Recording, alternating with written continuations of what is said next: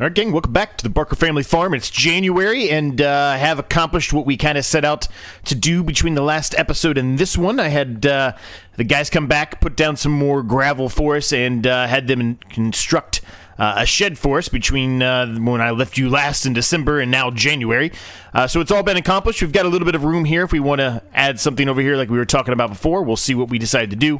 But this is a nice little open air shed here. It gives us plenty of space. This should be sufficient for the time being with the shed we have over there and this one. It should be enough that we likely won't need to put any more sheds down. But we also have a track going out this way, like I mentioned we were going to do. Let me pop up into the drone here. We've got a track going out this way, or at least a pathing going out this way, where we can connect to this little side road here. So if we want to come out this way to go to the shop or go sell point or whatever we want to do, we now have that option. We do not have to drive all the way back down around to the front through the weaving entrance and over to here. So it gives us a little bit more options, I guess, is how I'll put it, into being able to accomplish whatever we need to do, if it's on that section of the map at least.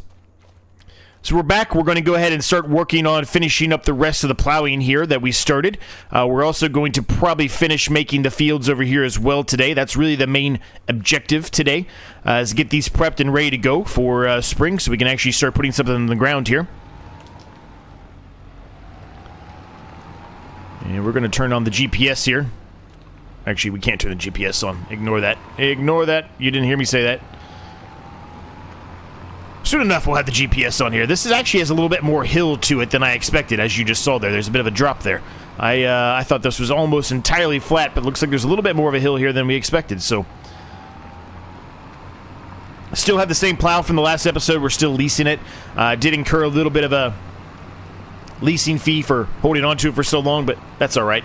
Again, I don't think we're really going to need it after this anyway, so unless we buy a bunch more land, and that land has a similar situation where it doesn't actually have any outlined fields, right? Most of the pieces of land we're probably going to purchase are going to have fields already on them, so we shouldn't really need this again, unless we get to a situation where we need to do some periodic plowing, right, to keep the yield proper. How's everyone doing today? Hopefully you're all doing well. It's a very sunny day in January, which is a little weird. You would expect some snow to pop up, but no snow in the forecast, at least in January. Perhaps February might be different.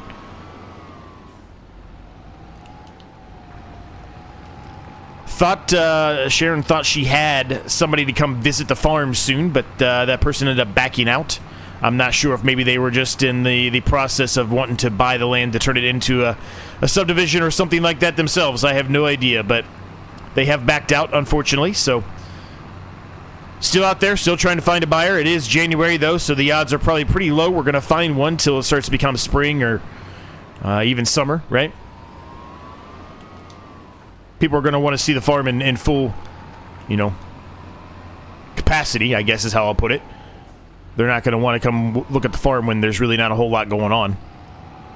They're going to want to see some crops in there, right? They're going to want to get the best for their money for their bang for their buck, I guess is how I'll put it, right? They want us to be able to put something in the ground for them if they're going to purchase it so they can get some money back. As I normally say whenever we're doing any other series, right? I always try to buy a field whenever it already has something in it, so that way we gain a little bit of the funds back that we paid for that field.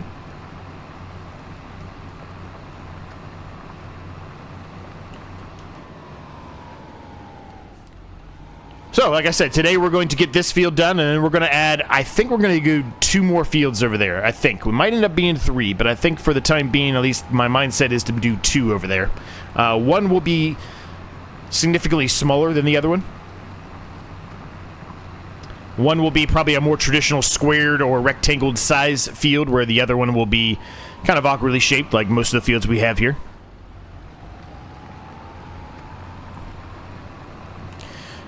Now, with January, we can't really put anything in the ground. We can do cotton in the next episode if we wanted to, but again, that harvester is just too expensive, so we're not going to be doing cotton. Realistically, I would like to get corn in the ground on one of these. We do not have a planter, so that means we would have to either lease or buy a planter to do so. The drill we have does your normal, typical cereal crops, but I would like to get some corn in since this is, supposed to be Ohio. Ohio's very heavy on corn.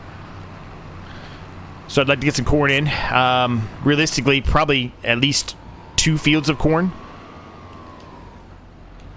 Honestly, it'd probably be that one over there that'll be corn, and then maybe one of the smaller ones over here.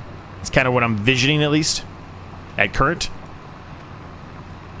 Doesn't mean we'd have to buy, you know, whenever the time comes to buy the harvester, we'll also have to either buy or lease a header for corn, right?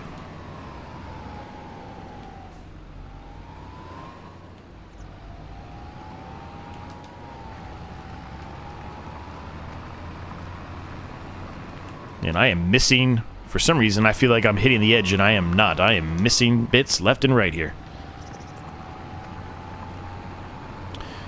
Sharon seems to be doing okay today in January. She really hasn't left the house for the last couple of months, though, as I've mentioned, but she seems to be doing better, so hopefully that continues. As I mentioned, her health is starting to decline a little bit, so... But it's kind of to be expected, right? When you're in your mid-80s, your health's going to be declining.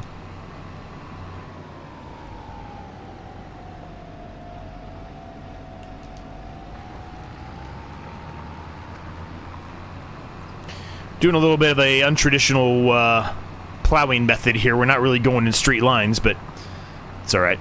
It'll still work.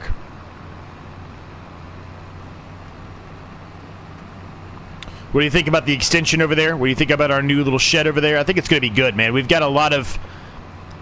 Well, maybe this isn't the right word to use. I was going to say we got a lot of larger equipment, but I guess we really don't. If you really look at the pamphlet, right, we don't really have... Okay, get off the worker, please. Thank you. We don't really have a whole lot of large equipment. We did have that one big piece of machinery that we did end up selling.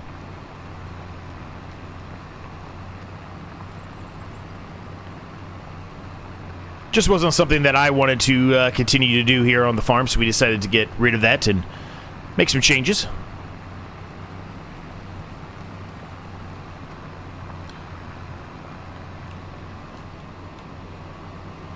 So far, Sharon seems to be very happy with what I've done. We took a walk recently. It was actually relatively nice in December when I left you.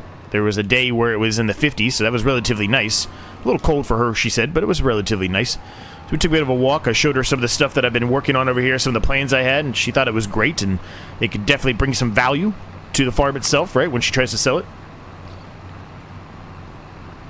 And she likes the idea that I'm having here of splitting this whole section up into multiple fields.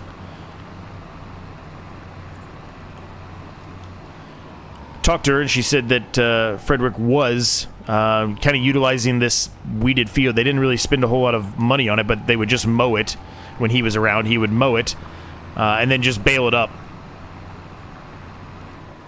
Sell it for animal stuff, right? Sheep, things like that. Obviously, he didn't want to go, you know, super heavy. He bought a farm that had a good amount of land, but, I mean, it wasn't like it was going to be enough to probably support him, right? Just did it because he wanted to. Because he enjoyed it. So I found a little bit more about it. So they used to sell the bales he would make. He would sell it to the neighbor who they've known for forever, who was doing all the work for them when he passed away, right? All the work for Sharon, I should say, when he passed away, right? So they used to sell grass bales to him, and yeah, so they had a nice, friendly. Please get off the worker. Thank you. A nice, friendly exchange, or however you want to call it, between each other, and that's really how it came to be that he was taking care of the farm for Sharon when Frederick passed away. That's a story I didn't even know, right? That's something I didn't know about Real Life Farm. But that's the case. That's what it was.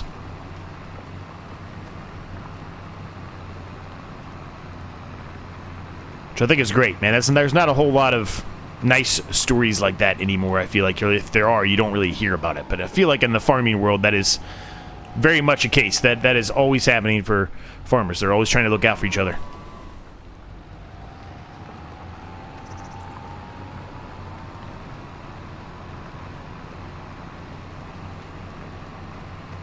I saw something somewhere. I don't remember where it was, but somebody, their family lost the farm for whatever reason to the bank or whatever, and there was going to be a big auction, and a bunch of farmers showed up, and nobody bid on anything, so they were allowing the farmer to rebuy their land and all of their equipment back for basically nothing. I don't remember exactly the whole story about that. I just remember that vaguely. That stuck with me for years. That was many years ago when I saw that story. Maybe somebody knows about it. Maybe somebody in the comments will let me know, but I remember that story very well.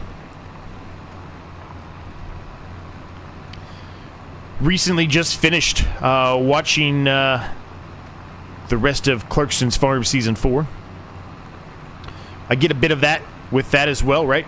Jeremy's trying to help all the local farmers around there by buying their product, meat, whatever it is, and selling it in his pub and shop, etc., right? So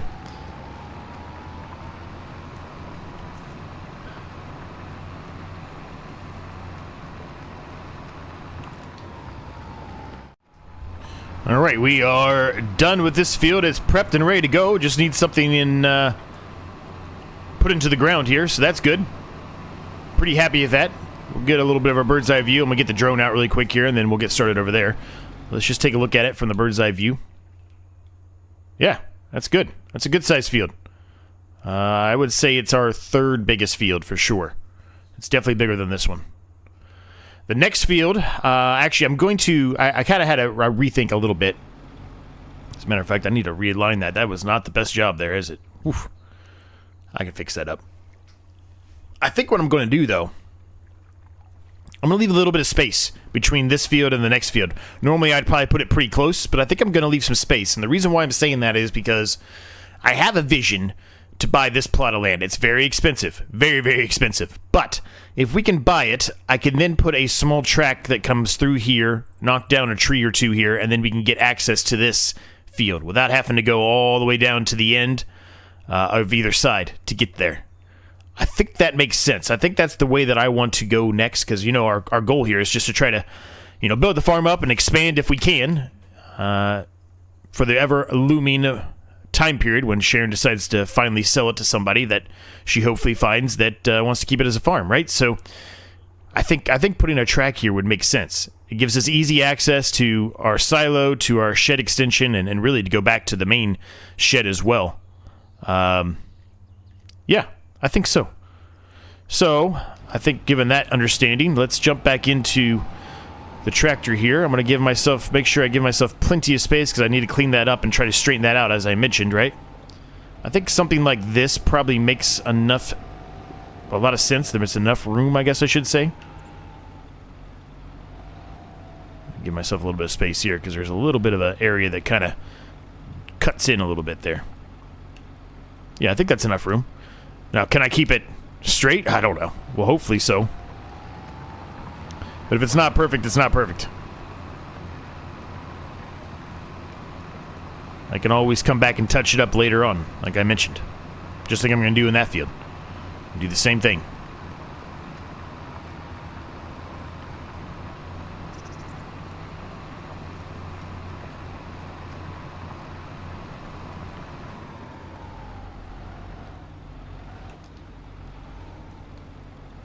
How did I do? Not that great.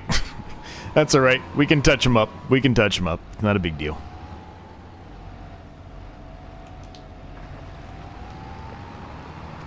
Okay, and we're off.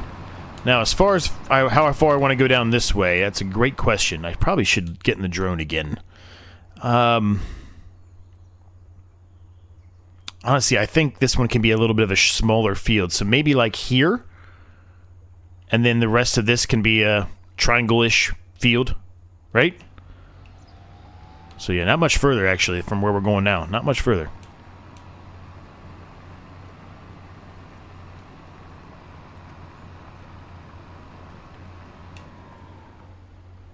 I think that's probably going to be about good. We'll go to here.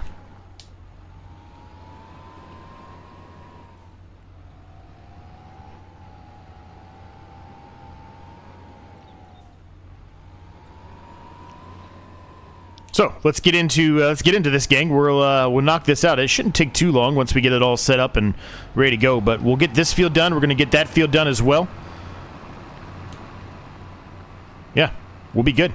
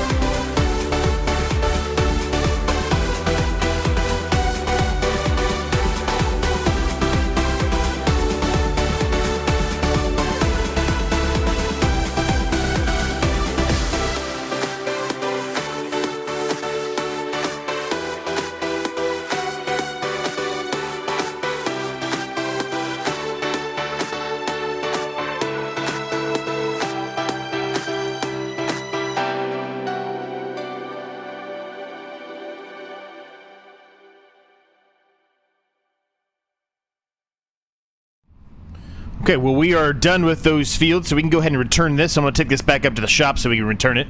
That way we don't incur any more fees. Hopefully we get it here before 10 o'clock so we don't get another hour of fees on the leasing. I think we should be fine. This is right up here to the right. Got 10 minutes. Should be enough time. I don't know where I have to return this at, though. I'm assuming it's just right here, but I'm not positive. Let me go find out. Return. There it is. Perfect. Okay, that is done. So now we can head back to the farm, and you guys can get to see first-person view of us driving on our road back to the farm here. So that'll be kind of cool. All the fields are ready to go, man. More than likely, what's going to happen here is I'm gonna go talk to Sharon and see if she wants me to do anything else around. But more than likely, the next time that I'm with you, as far as an episode goes, it probably won't be till spring. There's not gonna be a whole lot for us to do in the winter, so I'll probably be spending more time taking care of stuff around the house, trying to fix the house up even more. As I had mentioned before, right? I've been fixing the house up as much as I can because she's planning to sell it, right? So we want everything to be in tip-top shape. So in the winter, with not a whole lot to do, since we can't put anything in the ground or anything like that, we probably will just take the time off from recording and be back with you when they actually have something to do around the farm. That is, of course, unless somebody stops by and wants to see the farm, right? If that's the case, then we're going to have to take them around and show them the farm and the grounds and what we have, what we own, and etc. We do have some money here. We might be beneficial for us to potentially pay off some of the loan, but like I said, we got to get a harvester, so I'm probably going to talk to Sharon about it and see what she wants to do, but the odds are we're probably just going to hold on to the money and keep eating the small amount of loan interest that we're getting on it. There's not much. We're not losing a whole lot of money every month, so it's not too bad. Now, we do need to see what the prices are of honey. I'm not sure if it's going to be good to sell them today or if we're going to have to wait a little bit longer, but we should probably take a look and see what the prices of honey are. We're probably going to move some stuff around as well. We don't need everything that we have into the barn here either. We can probably get rid of... Ooh, actually, I forgot to turn off the beacons. We do not need the windrower, more than likely, but I said I was going to hold on to it just to see what we decide to go with as far as the harvester goes, right? So we've got 2 pallets, full pallets of honey. It's not going to make us a ton of money, but it might be beneficial to look and see if it's the best time to sell them. I feel like we did this maybe in the last... where I left you last time, but, I mean, that's been a month, so I kind of forget. Let's see. Honey. March is technically best. Right now, actually isn't bad. It's actually pretty good. I think we will. I think we'll sell it. Let's jump into the Volvo. We have yet to use this.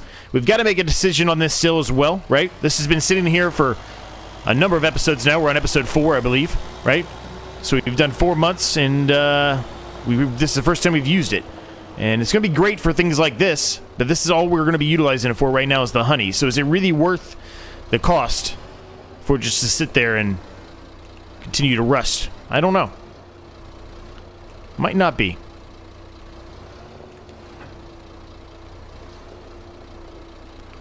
Might be in our best interest to, like I told you about, get a front loader and then sell this. Well, that didn't work at all, did it? Okay, now we're stuck in it. Okay, thank you. So I think I'm going to try... Whoop, just run right into my truck. I think what we're going to try to do here, I don't know if it's going to work. We're going to try to put it in the back of the truck here. I'm hoping that it'll just sell it out of the back of the truck. If it can't, well, then I kind of screwed up a little bit there, didn't I?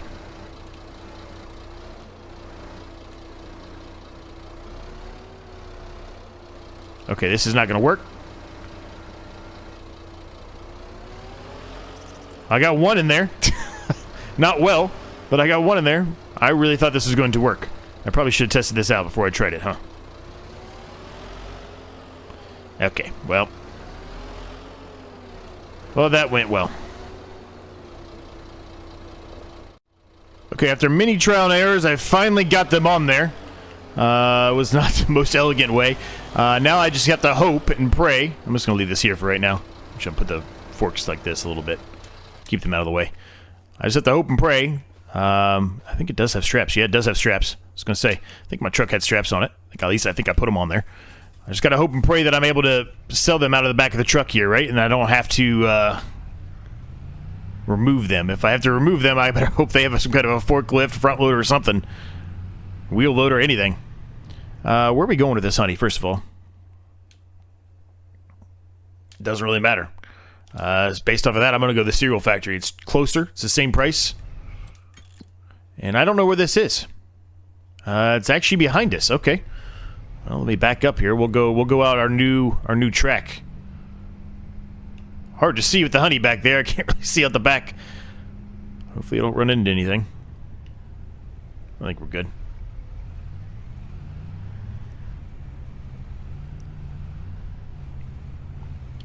Nice to be back in the truck. We haven't utilized it in a while. I like this thing. We drove it, I guess, in the last episode to come check out the new area. But other than that, we really haven't touched it since episode 1, which we just drove to come into the farm.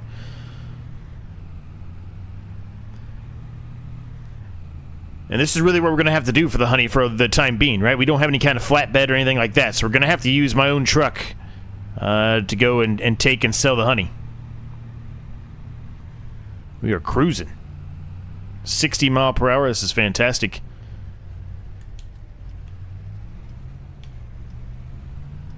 Love that access point we provided ourselves, man. That's awesome. That is so convenient. I don't have to drive all the way around. That would have taken a long time. Okay, so it says here. Let's get out of first-person view here and see what happens. Perfect, it's sold. $7,323. That's awesome. That's really nice. That's better than I expected to get, actually. I thought we were going to get way worse than that on the honey. That's good. That's really good. So it puts us up to $175,406.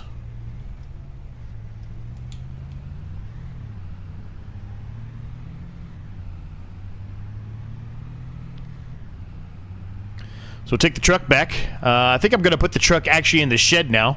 Since we have this new shed here, we don't really need all the space over there, at least for the time being. We can keep my truck out of the weather that way. We want to keep this in tip-top shape because wherever we end up, whenever Sharon finds a buyer, right, we're going to need this.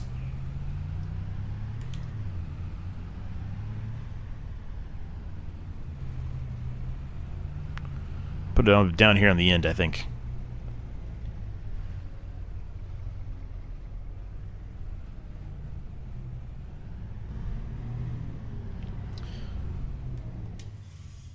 All right, perfect. Park that. All right, we're going to do a couple other things really quick here before we finish. I'm going to jump into what will hopefully be our tractor when we're done. And we're going to pick up the weeder. And for the time being, I'm going to move the weeder over to the other open-air shed. Right now, it's just sitting out in the open elements, so it doesn't necessarily need to be in a shed, but we're going to do it anyway.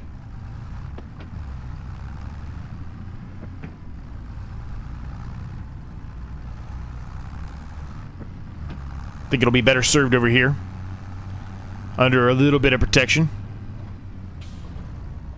Whoa! Did a wheelie there.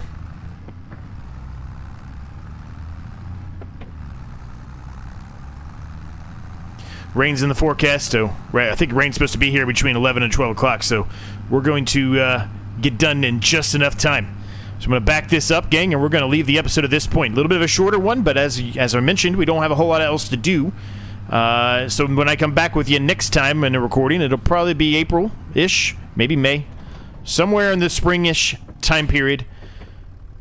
And we'll be more than likely getting ready to put something in the ground. There will probably be a few things that might have changed from when we're leaving off now and where I pick up with you next, as in we might have put some new things down on the farm, some minor things, but probably not enough to really end up putting a whole video out on it. So we'll see, though. Thanks so much for watching. I'll see you in the next one.